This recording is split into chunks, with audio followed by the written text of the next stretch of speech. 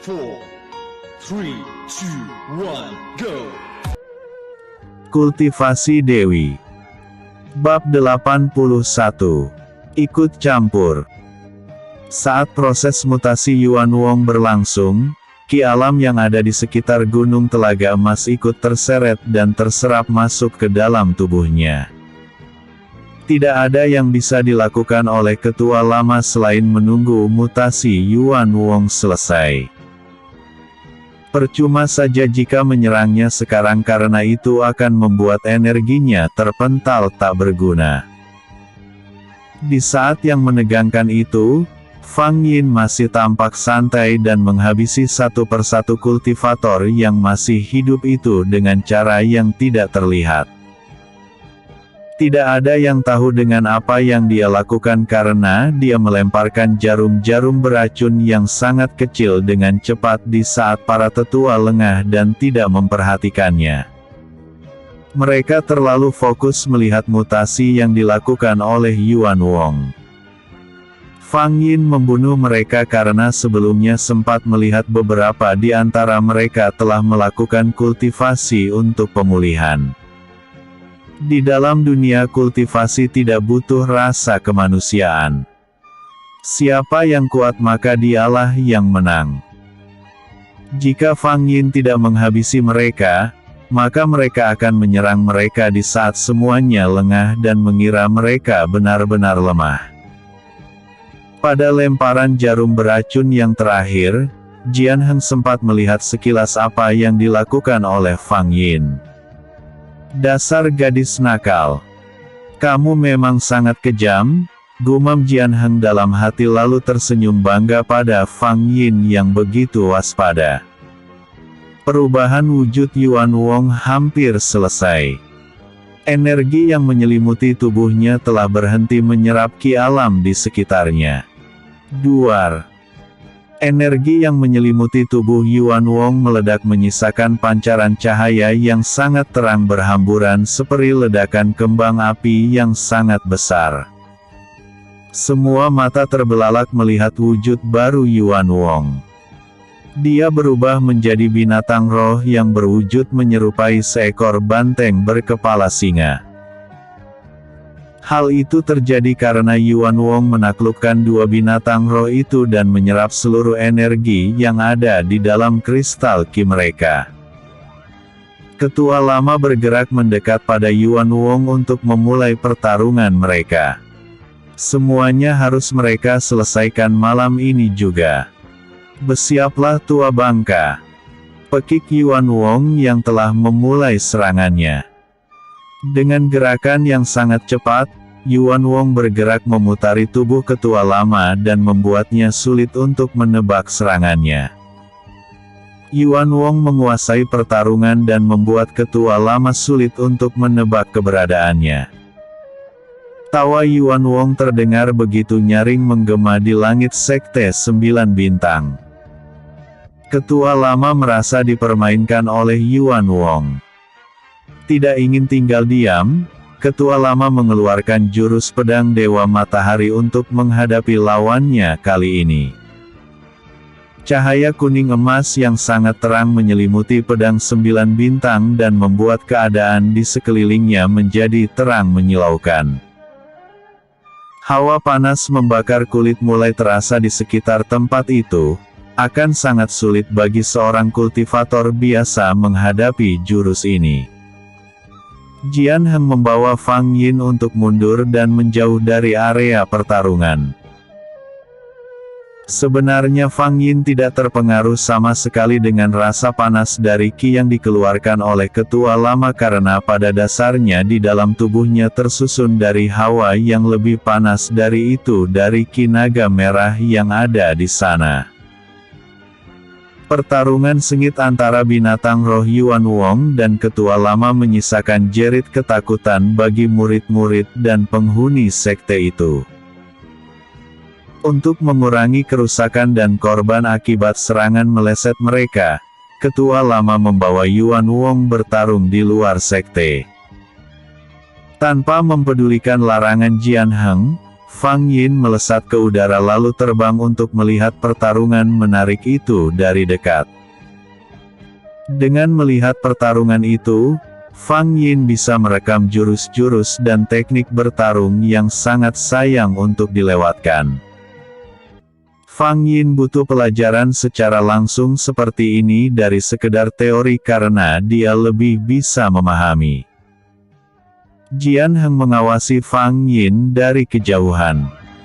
Terlihat Yuan Wong begitu licik dalam pertarungan dengan memecah fokus ketua lama. Yuan Wong seolah ingin menghancurkan bangunan villa atau mengincar salah satu murid yang muncul sehingga ketua lama tidak fokus dengan serangannya. Licik.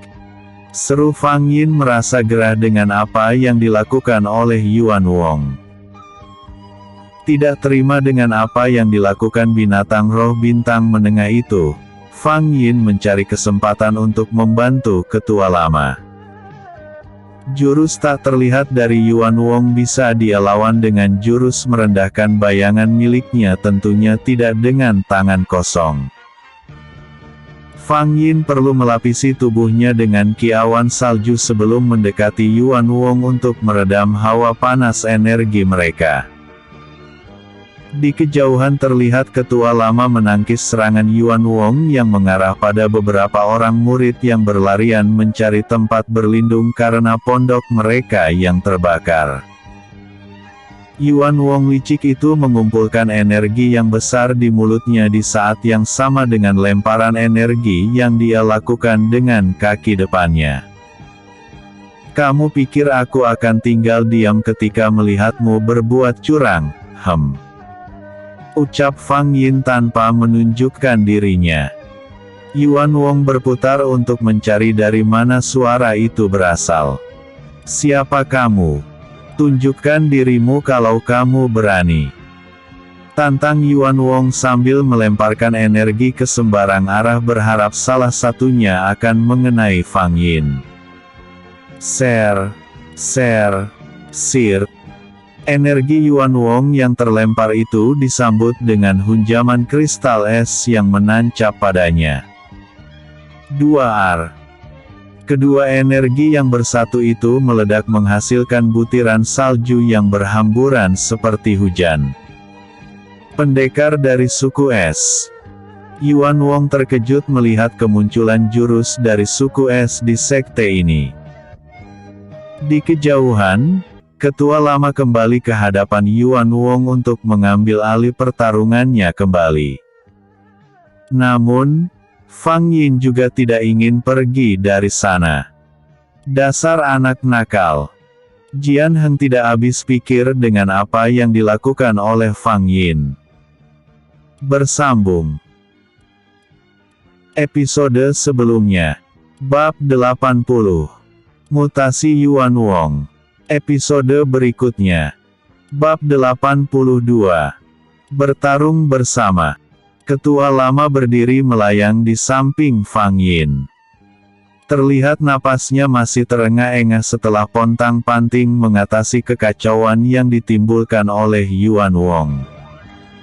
Aku menghargai bantuanmu anak muda, tapi lebih baik kamu menyingkir dulu dari pertarungan ini. Meskipun dia berada di bawah ranah kultivasiku, tetapi wujud binatang roh adalah wujud yang sangat sulit untuk diatasi.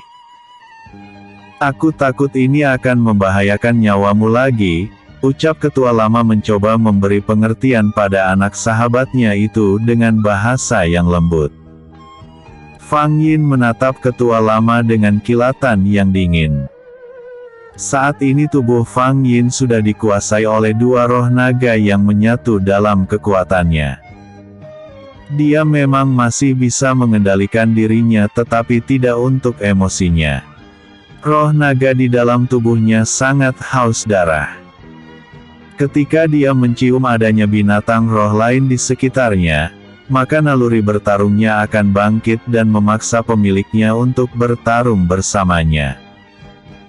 Melihat sorot mata Fang Yin yang menyiratkan aura mengerikan membuat ketua lama memilih untuk membiarkannya saja.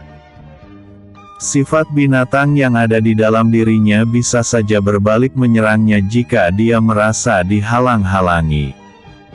Terserah padamu. Tapi jangan biarkan binatang itu melukaimu. Akhirnya ketua lama tidak bisa berbuat apa-apa selain membiarkan Fang Yin ikut bertarung bersamanya. Mari kita musnahkan pengacau ini. Ucap Fang Yin bersemangat dengan senyum yang tersungging di balik cadarnya. Sebenarnya ketua lama bisa mengatasi pengacau ini dan memenangkan pertarungan ini dengan mudah karena dia memegang pedang 9 bintang di tangannya, tetapi dia tidak bisa mengendalikan roh binatang yang ada di dalam tubuh anak sahabatnya itu yang bisa saja menimbulkan masalah baru untuknya.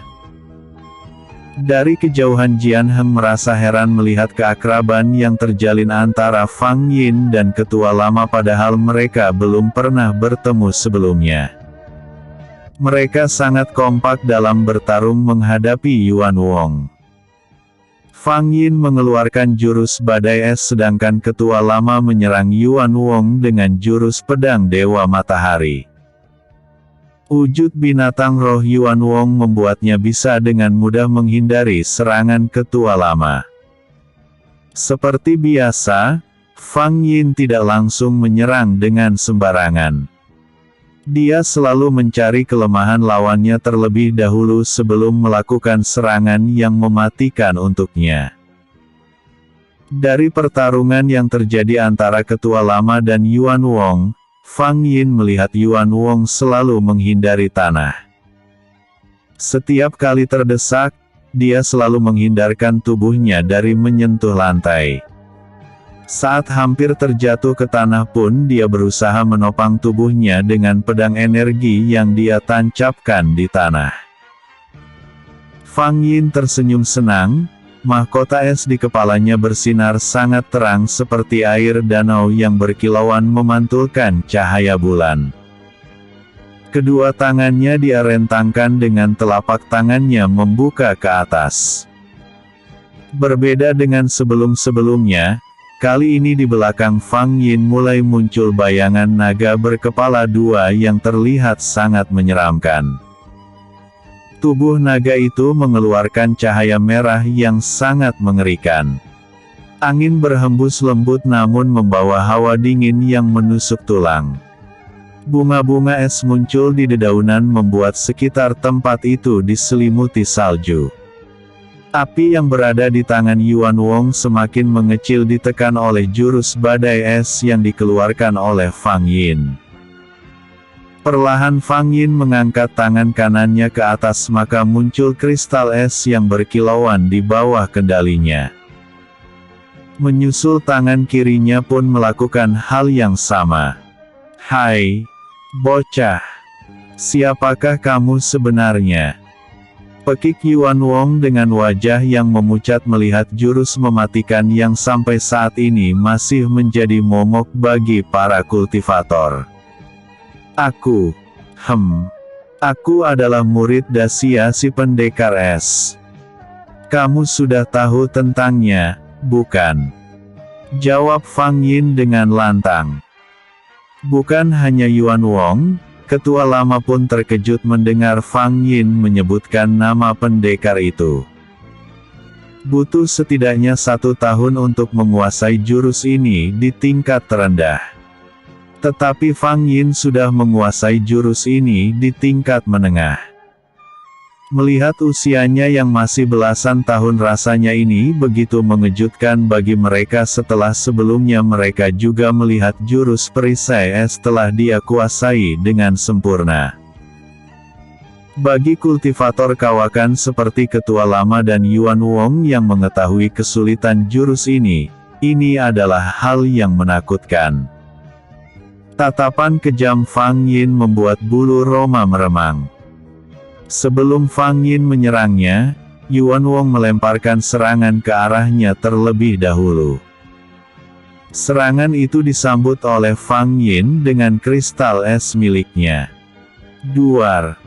Butiran-butiran salju kembali berhamburan seperti hujan lokal di tempat itu. Aksi saling serang ini terus berlangsung hingga Yuan Wong bergerak maju untuk melakukan pukulan jarak dekat pada Fang Yin. Fang Yin pura-pura tidak mengelak. Begitu Yuan Wong mendekat, Fang Yin bergerak dengan cepat dengan meliukkan tubuhnya untuk meraih kakinya. Arggggh. Pekik Yuan Wong saat kaki-kakinya yang tersentuh oleh tangan Fang Yin membeku dan menjadi pemberat yang membawa tubuhnya meluncur ke bawah. Bersambung. Episode sebelumnya. Bab 81. Ikut campur. Episode berikutnya. Bab 83. Pertarungan berakhir. Bekuan di kaki Yuan Wong semakin merembet ke atas hingga membuatnya tidak bisa menggerakkannya lagi. Yuan Wong mencoba mengalirkan ki ke sana untuk menekan es itu agar tidak menjalar dan semakin menyebar. Namun sayang semuanya menjadi hal yang sia-sia. Tubuh Yuan Wong terjatuh ke tanah dan kembali berubah wujud kembali ke dalam wujud manusianya. Fang Yin tersenyum di balik cadarnya. Sial. Aku tidak bisa melawan es di kakiku ini. Aku tidak menyangka ada kultivator yang memiliki ki awan salju di sini. Kalau tahu akan begini aku akan menunggu anak iblis ini pergi dari sini. Yuan Wong merutuki kesialannya malam ini. Tuan. Silakan kamu habisi pengacau itu. Fang Yin memberikan satu nyawa itu pada ketua lama. Baiklah. Ketua lama mengangguk. Ketua lama segera mengayunkan pedangnya dan menebas leher Yuan Wong. Tubuh Yuan Wong terbakar hancur berkeping-keping menjadi arang. Pertarungan malam ini telah usai dengan kemenangan di tangan Sekte 9 Bintang. Namun demikian kerusakan yang diderita sekte ini cukup parah. Jian Heng dan tetua yang lainnya datang untuk menghampiri Fang Yin dan ketua lama. Mereka serempak untuk memberi hormat pada ketua lama. Tubuh Fang Yin terlihat kehilangan keseimbangan. Setiap kali roh naga menguasainya, maka Fang Yin akan kehilangan kendali sebagian ki di dalam tubuhnya dan ketika roh naga itu kembali masuk ke dalam kedalaman jiwanya, Fang Yin harus berusaha keras mengontrol keseimbangan ki dan energi pendukung di dalam tubuhnya. Tidak banyak yang tahu tentang hal ini karena ilmu tentang perpindahan dan penyatuan jiwa tidak dikuasai oleh semua orang. Hanya ada segelintir orang yang mengetahuinya, yaitu orang yang menguasai kitab 9 naga bintang 8 dan 9. Masalahnya, Fang Yin baru mendapatkan 3 bintang terbawah. Melihat Fang Yin yang tidak mampu berdiri dengan benar, Jian Heng segera berlari menyongsongnya dan menjadikan tubuhnya sebagai pegangan. Xiao Yin, kamu baik-baik saja. Seru Jian Heng sambil memegang bahu Fang Yin dengan kedua tangannya. Aku baik-baik saja. Hanya kepalaku sedikit merasa pusing, ujar Fang Yin sambil memijat pelipisnya. Semuanya kini beralih menatap Fang Yin dan berjalan menghampirinya. Xiao Yin. Aku tidak tahu hukuman apa yang pantas aku berikan untukmu. Seru tetua Ming merasa telah dibodohi oleh anak muridnya itu selama ini. Fang Yin terlihat kikuk karena kepura-puraannya selama ini akhirnya terbongkar sudah. Dia meringis di balik cadarnya. Ketua lama tidak kalah terkejut melihat tetua Ming dan tetua Yu memanggil murid yang dia selamatkan itu dengan nama wanita. Jadi, dia wanita. Ketua lama tidak bisa menyembunyikan wajah terkejutnya. Benar, ketua lama. Anak nakal ini selama ini telah berpura-pura menjadi murid yang bodoh. Ternyata dia begitu pandai dalam berbohong. Tetua Ming masih terlihat sangat emosi. Kini giliran ketua lama yang menatap Fang Yin serius. Aku ingin tahu alasan kamu melakukan semua ini anak muda. Jika jawabanmu bisa memuaskanku maka bukan cuma akan bebas dari hukuman tetapi aku juga akan memberimu sebuah hadiah. Ketua lama berbicara serius pada Fang Yin. Tuanku, tidak ada kisah yang menarik dari hidupku yang layak aku ceritakan.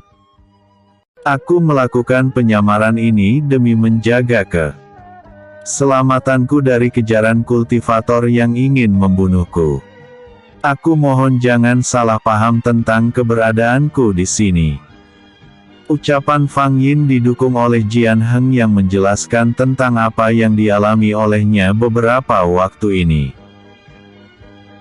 Fang Yin tidak keberatan ketika Jian Heng menceritakan tentang tetua Akademi 7 Bintang yang melakukan percobaan pembunuhan dan pengejaran dengan menyewa beberapa orang kultivator yang berasal dari luar akademi itu.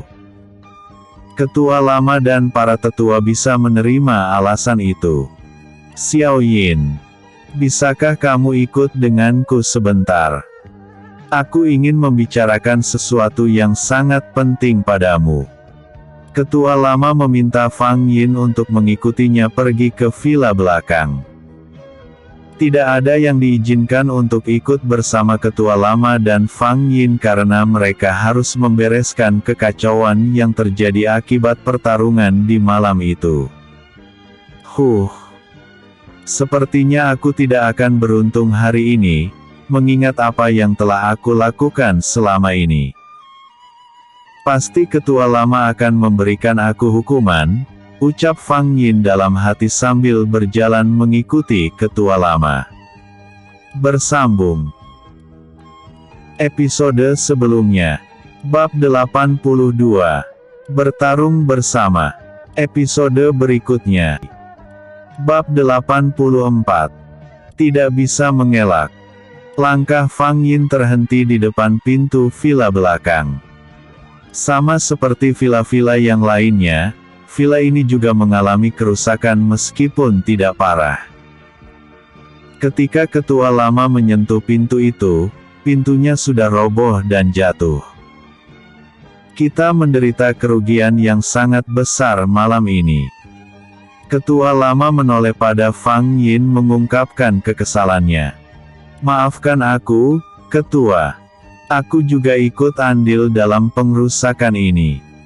Fang Yin menggaruk keningnya sambil meringis dalam cadarnya. Masuklah. Ketua lama kembali melangkah mendahului Fang Yin lalu menuju ke sisi dalam ruangan dan duduk di depan sebuah meja. Fang Yin mengikutinya lalu duduk di hadapannya. Perasaan Fang Yin menjadi tidak menentu ketika ketua lama menatapnya tajam dan tidak kunjung mengatakan sesuatu.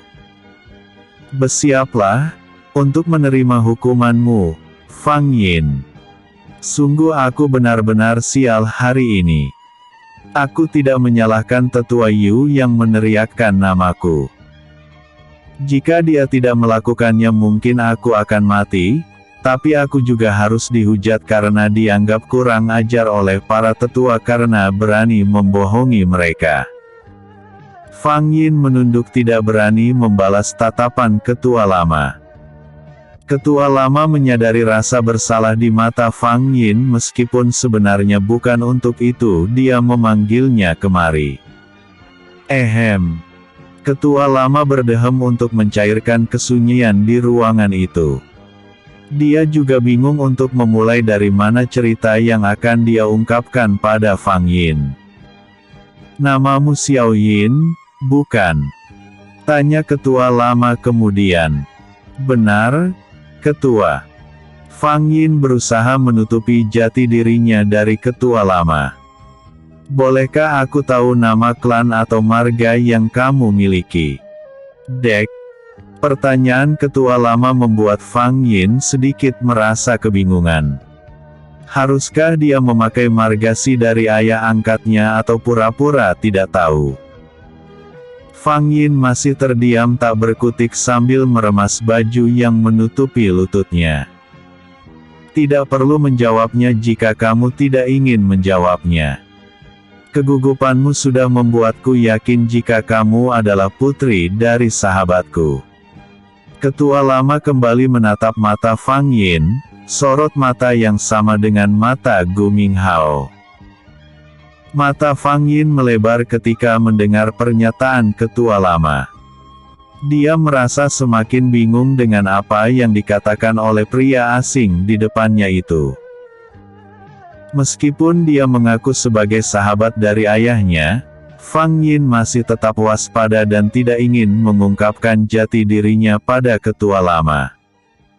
Aku tidak bisa mempercayai siapapun. Identitasku yang sebenarnya harus tetap aku tutup rapat-rapat demi keamananku.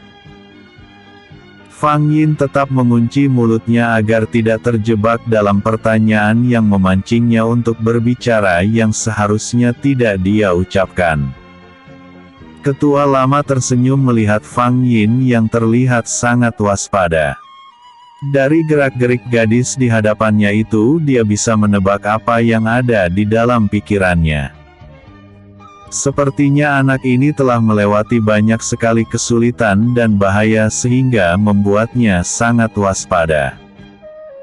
Lolos dari pembantaian dalam pemberontakan itu tentu membuatnya menjadi satu-satunya klan Gu yang masih tersisa. Aku mengerti mengapa sekarang alasan apa yang membuatnya menutupi identitasnya dan menjadi orang lain. Mungkin dia akan selalu berubah menjadi orang yang berbeda juga di tempat-tempat yang telah disinggahinya. Tapi aku tidak bisa untuk tidak mengatakan semua tentang ayahnya. Ketua lama terus berbicara dalam hatinya. Xiao Yin, maafkan aku jika aku tahu semua tentang rahasiamu. Tetapi percayalah, aku berjanji untuk tidak akan mengatakannya pada siapapun. Fang Yin hanya menunduk tanpa berani menatap wajah ketua lama. Dia tidak mengiyakan atau menyangga ucapan pria tua yang berwajah muda itu. Aku dan ayahmu adalah pendiri sekte ini. Saat itu ayahmu masih lajang dan belum diangkat menjadi putra mahkota. Pertemuan yang tidak sengaja, namun memberi kesan yang tidak akan pernah terlupakan. Ucapan ketua lama membuat Fang Yin benar-benar terkejut. Tubuhnya gemetar ketika dia merasa apa yang dikatakan oleh ketua lama telah mendekati kebenaran. Aku sangat merindukan Pangeran Gu. Hatiku merasa sakit ketika mendengar bahwa dia sudah tidak ada dan aku belum bisa berbuat sesuatu untuknya. Aku merasa bodoh dan menjadi orang tak berguna karena terus bersembunyi di dalam sepi selama ini. Dari sudut mata ketua lama terdapat titik bening yang tidak begitu terlihat. Namun Fang Yin tahu jika itu adalah air mata kesedihan. Hanya saja sebagai seorang pria tentu saja dia tidak akan menangis. Sampai detik ini, Fang Yin belum bisa berucap apa-apa dan memilih untuk mendengarkan cerita ketua lama. Xiao Yin, berjanjilah padaku untuk tetap hidup dan membalaskan dendam ayahmu. Habisi semua orang yang telah mengkhianatinya untukku juga. Jika tiba saat hari pembalasan itu, jangan pernah ragu untuk memanggil si tua ini untuk membantumu. Mendengar kata-kata itu, Fang Yin langsung menjatuhkan tubuhnya di hadapan ketua lama untuk memberikan penghormatan.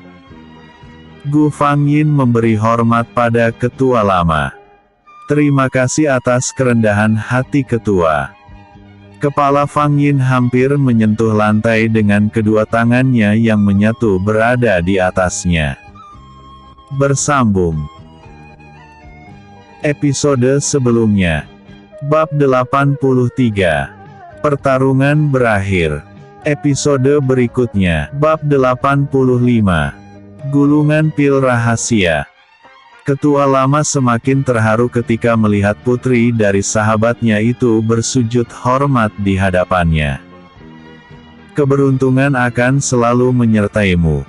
Bangunlah. Seru ketua lama merasakan jika dirinya saat ini telah merasakan keakraban seperti yang dia rasakan ketika bersama dengan Pangeran Gu. Fang Yin kembali menegakkan tubuhnya dan duduk seperti sebelumnya. Fang Yin mohon ampun atas kebohongan yang Fang Yin lakukan. Pengakuan Fang Yin ditanggapi santai oleh ketua lama. Dia sudah tidak mempedulikan itu dan menganggap Fang Yin sebagai putri angkatnya juga. Lupakanlah semua itu, Yiner. Anggap saja aku sebagai ayahmu. Aku ingin tahu apa rencanamu setelah ini. Bukannya aku tidak suka kamu terus berada di sini, tetapi aku tidak yakin jika kamu akan mengalami banyak peningkatan jika terus berada di tempat ini. Apa yang dikatakan oleh ketua lama sama seperti apa yang ada di dalam pikiran Fang Yin beberapa hari ini. Mereka memang seperti memiliki ikatan batin yang sangat kuat. Aku baru memikirkan itu beberapa hari ini, ketua. Keberadaanku di sini memiliki sebuah tujuan, yaitu mempelajari sebuah kitab dari seseorang. Kitab yang sangat penting untukku sesuai dengan pesan ayahku melalui pikiran ini menjelang kematiannya. Ketua lama mencoba memahami maksud dari perkataan Fang Yin. Apakah yang kamu maksud adalah kitab 9 naga? Ketua lama menebak.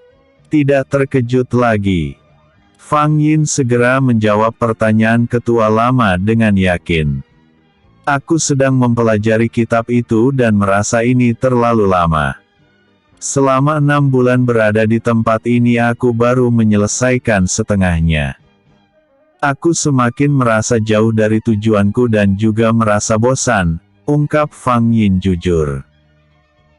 Ada sebuah pil yang bisa mempercepat itu semua, tetapi sedikit sulit untuk menemukan bahan-bahan yang dibutuhkan untuk membuatnya. Mata Fang Yin berbinar senang mendengar ucapan ketua lama. Secercah harapan muncul dan membuatnya kembali bersemangat. Fang Yin akan sangat berterima kasih jika ketua berkenan untuk membagi resep itu padaku.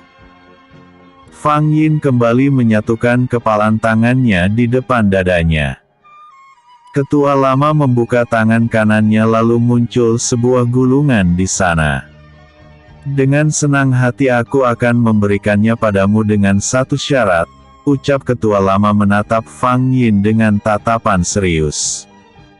Syarat? Senyum Fang Yin memudar ketika ketua lama mengajukan sebuah syarat sebelum memberikan gulungan itu padanya. Senyum simpul menghiasi wajah ketua lama ketika melihat putri sahabatnya itu terlihat kecewa. Aku yakin kamu tidak akan keberatan dengan syarat yang aku berikan. Aku hanya ingin kamu memanggilku, ayah. Wajah Fang Yin yang semula tertunduk malas kini kembali terangkat dan menatap ke arah ketua lama dengan tatapan tak percaya. Ayah, ucap Fang Yin lirih. Ulangi sekali lagi, Yiner. Ayah, ulang Fang Yin. Tetaplah kamu panggil aku seperti itu sampai kapanpun dan jangan menyimpan kesedihanmu sendiri atau apapun. Kamu bisa membaginya denganku. Tidak kuasa menjawab lagi. Sekuat apapun Fang Yin, dia tetaplah seorang wanita yang memiliki sisi lembut di dalam dirinya meskipun sedikit karena terhimpit keadaan yang merubahnya menjadi kejam.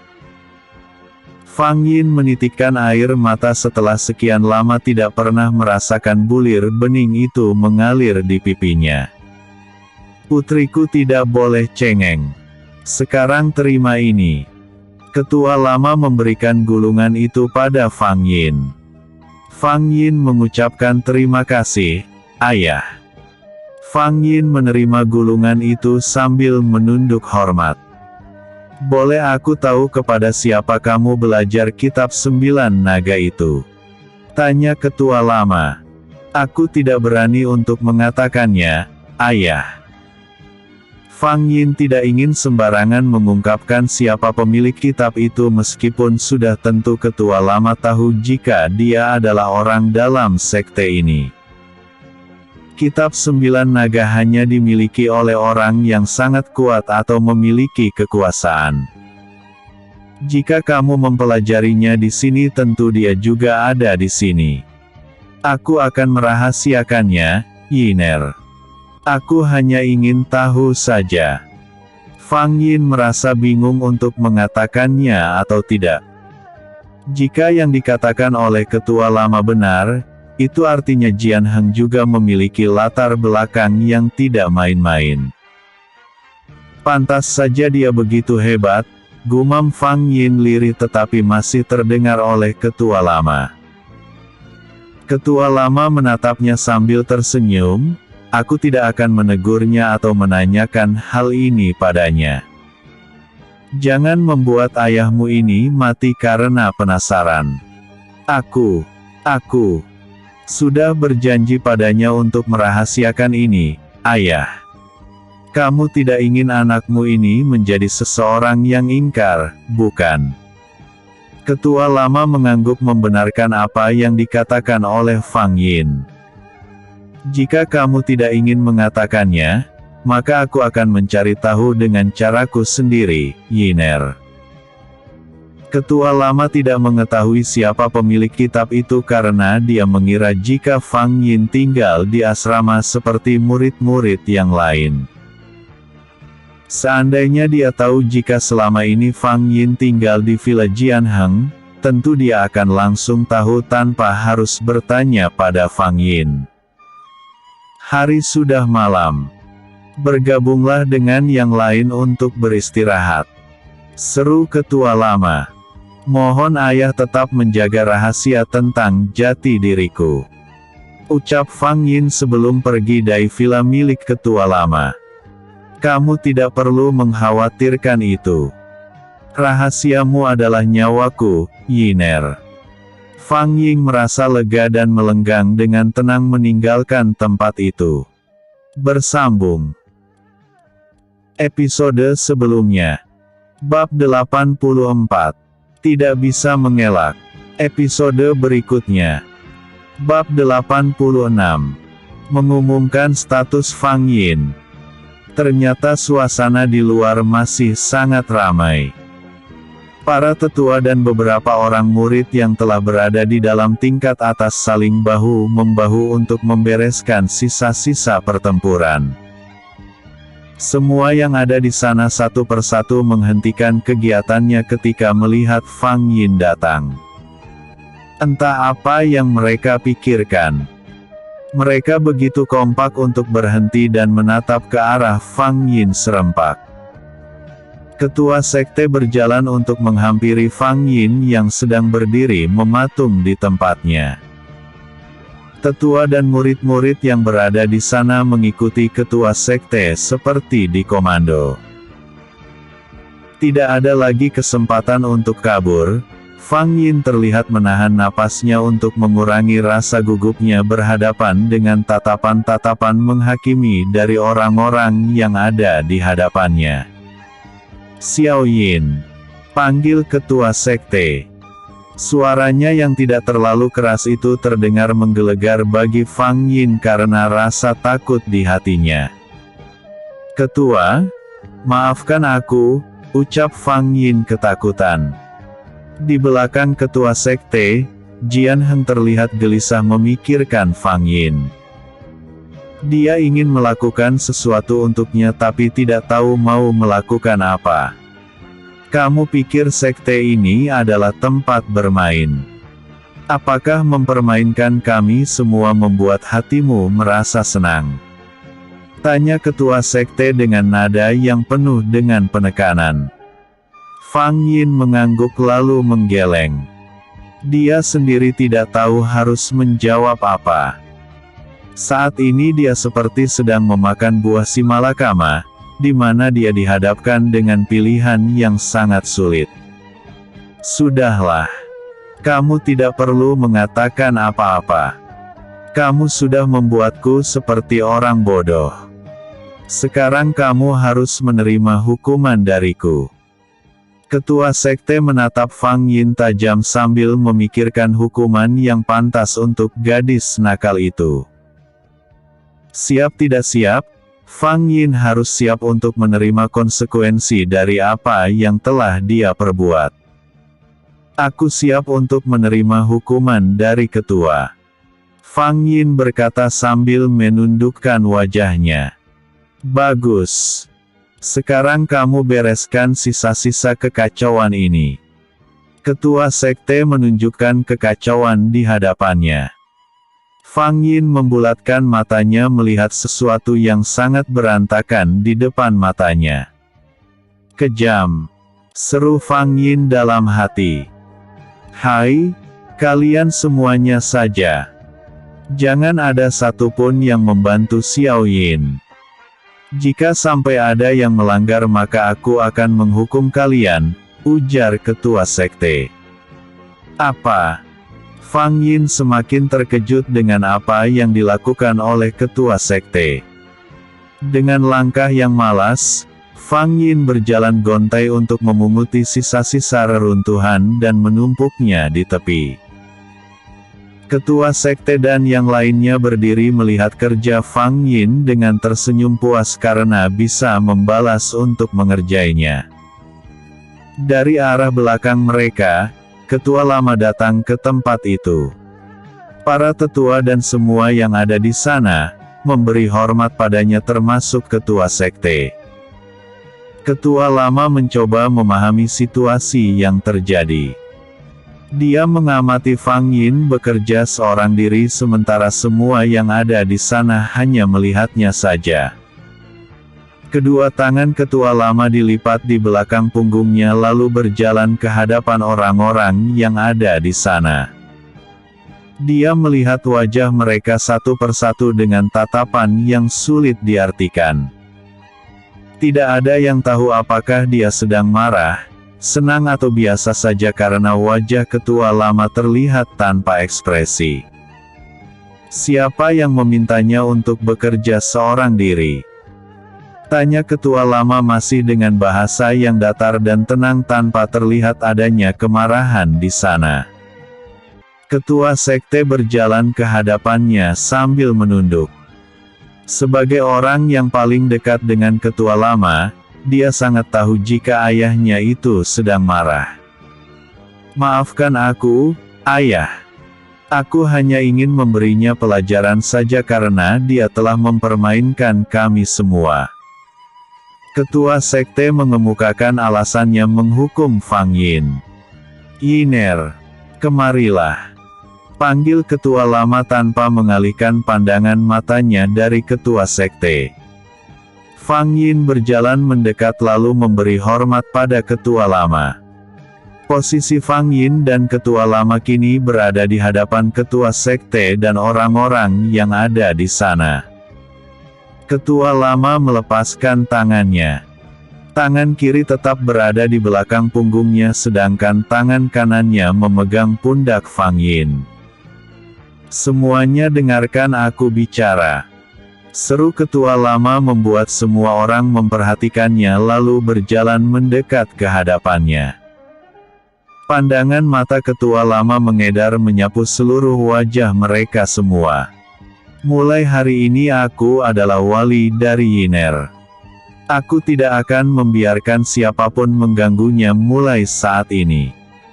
Siapapun orangnya akan berhadapan langsung denganku.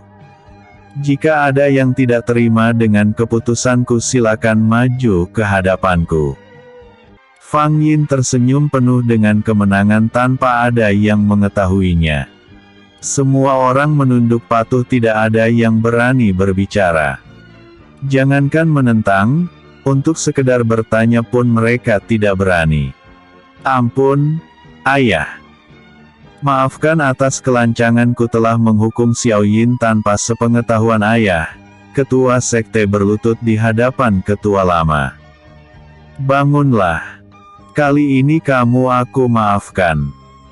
Kedepannya Yiner adalah adikmu dan perlakukan dia selayaknya sebagai seorang adik. Ketua lama tidak ingin ada yang mengganggu Fang Yin sebagai putri sahabatnya yang kini dia angkat menjadi putrinya. Bersambung episode sebelumnya. Bab 85. Gulungan pil rahasia. Episode berikutnya. Bab 87. Terlambat menyadari. Tidak tahu harus merasa senang atau malah sebaliknya ketika semua orang tahu jika dirinya kini berada dalam perwalian ketua lama. Harusnya kamu menjadikan gadis nakal ini sebagai jodohku, ayah. Bukan menjadikannya sebagai seorang adik. Mungkin aku bisa mengaturnya jika dia menjadi istriku, harap ketua sekte yang masih lajang itu. Melihat kemampuan Fang Yin yang begitu luar biasa membuat hatinya tertarik untuk memilikinya. Feng Er, persiapkan tempat tinggal khusus untuk Yiner. Aku tidak ingin dia tinggal di asrama lagi, ucap ketua lama yang mendapati tatapan-tatapan aneh dari para tetua dan murid yang ada di sana. Selama ini ketua lama selalu mengasingkan diri di dalam vilanya sehingga dia tidak tahu jika Fang Yin tinggal bersama Jian Heng dan mendapatkan pelayanan yang istimewa sebagai kerabat dekatnya. Maaf, ayah. Selama ini aku tidak tinggal di asrama. Aku adalah kerabat dari tetua Yu dan tinggal di vilanya. Ucapan Fang Yin membuat ketua lama memutar tubuhnya dan menatapnya dengan tatapan yang serius. Pikirannya melayang dan kembali pada percakapannya bersama Fang Yin beberapa saat yang lalu di mana putri angkatnya itu mengatakan jika dia sedang belajar kitab 9 naga kepada seseorang. Ketua lama kembali memutar badannya dan melihat ke arah Jian Heng lalu memperhatikan wajahnya dengan seksama. Secara sekilas Jian Heng terlihat seperti kultivator lain yang tidak memiliki aura khusus. Seorang pangeran atau kaisar memiliki suatu tanda yang dibuat di keningnya dengan mantra.